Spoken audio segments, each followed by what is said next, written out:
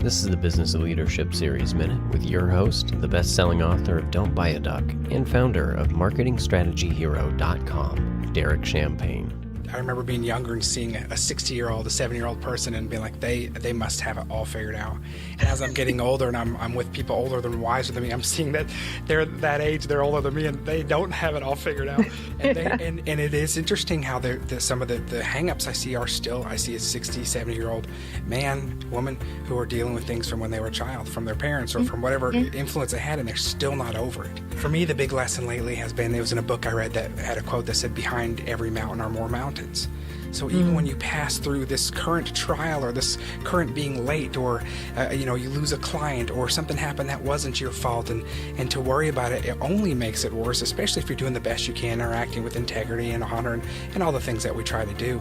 How do you deal with, or how do you recommend people deal with things when there's something out of their control or the worry angle when it's something that they just can't control? Sure. Well, it's one of the 5 pillars. So there's a whole chapter in my book has a lot of different stuff on this, because this was the hardest of all 5 pillars. This I call surrender. It's the hardest. It was the hardest. It still is the hardest, because surrender for most of us has like this very negative connotation. Like for me, I was like, hell no, I'm never going to surrender.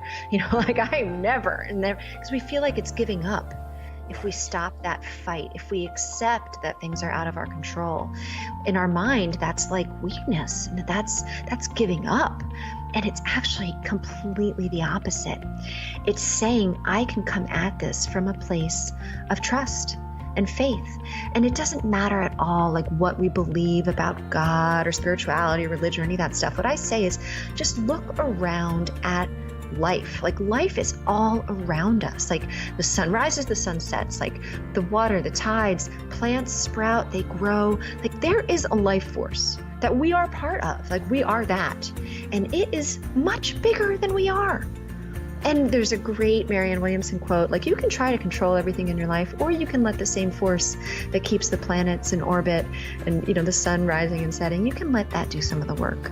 And so it was a real shift around, okay, if I can find a little openness to trusting that there is some life force, maybe it's just my gut, maybe it's just not just my mind, but maybe there's something more, intuitive or something more going on.